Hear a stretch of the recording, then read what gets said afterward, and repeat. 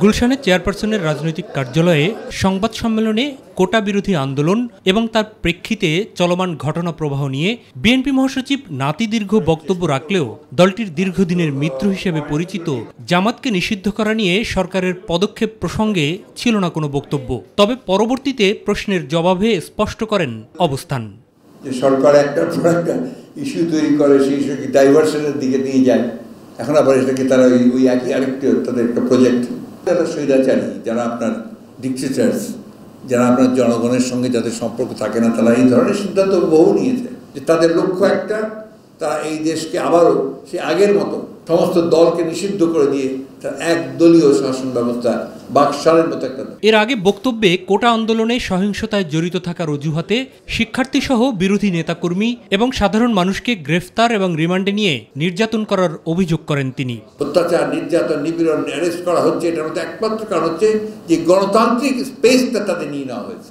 ছাত্রদের যে 6 জন সমন্বয়ক, তাদেরকে তুলে ডিবি অফিসে নিয়ে গিয়ে একটা যে নাটক তৈরি করা হয়েছে।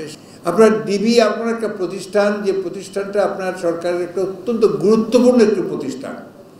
সেই প্রতিষ্ঠানের একমাত্র দায়িত্ব কি শুধুমাত্র আপনার যারা আন্দোলন করছে, যারা গণতন্ত্রের জন্য সংগ্রাম করছে অথবা তাদের অধিকারের জন্য সংগ্রাম করছে, তাদেরকে গ্রেফতার করে তাদেরকে নির্যাতন করা এবং তাদেরকে নিয়ে সমস্ত নাটক তৈরি করা? নিশ্চয়ই না। সরকার আন্দোলনে নিহতদের পরিবারের সাথে দ্বিমুখী আচরণ করছে বলেও অভিযোগ করেন মির্জা আলমগীর। আমরা দেখছি যে যাদেরকে হত্যা করা হলো তাদের পরিবার পরিজনকে কিছুকে নিয়ে এসে তাদের সামনে আপনার সেই কুম্ভীরাস্ত্র বর্ষণ করে তাদেরকে আবার টাকা দেওয়া হলো। আপনার পুলিশ গুলি করে মেরেছে, সেই একটা পুলিশের এখন পর্যন্ত আপনি ব্যবস্থা করার জন্য ব্যবস্থা নিলেন না। রাজনৈতিকভাবে আওয়ামী লীগ দেউলিয়া হয়ে গেছে বলেও মন্তব্য করেন বিএনপি মহাসচিব। আপনার সবাই তো বলে যেটা আওয়ামী লীগের সরকার, আমি তো আওয়ামী লীগ খুঁজে পাই না এখানে। এখন পুরোপুরিভাবে একটা অদৃশ্য একটা শক্তি, যে শক্তি এই দেশকে পরিচালনা করার চেষ্টা করছে, সেই শক্তির একটা সরকার। এই দায় স্বীকার করে তাদের চলে যাওয়াটাই হচ্ছে সবচেয়ে বেশি আপনার এই সমস্যার সমাধান করবে। রাজনৈতিক সংকট রাজনৈতিকভাবেই শেষ করতে হবে। They must leave.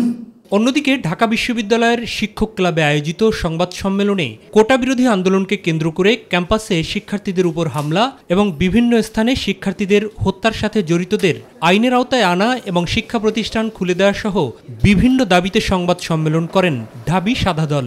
আমরা দেশে কোনো অরাজকতা, বিশৃঙ্খলা চাই না।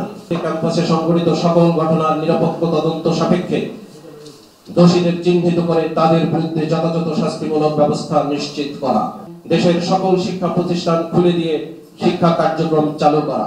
এদিকে সুপ্রিম কোর্ট বার চত্বরে জাতীয়তাবাদী আইনজীবী ফোরামের মানববন্ধনে কোটা আন্দোলন নিয়ে সরকারের নেওয়া পদক্ষেপ ও পুলিশের ভূমিকার সমালোচনা এবং আদালতে আটককৃতরা ন্যায় বিচার পাচ্ছে না বলেও অভিযোগ করেন বক্তারা। মাহবুব সৈকত, মাই টিভি, ঢাকা।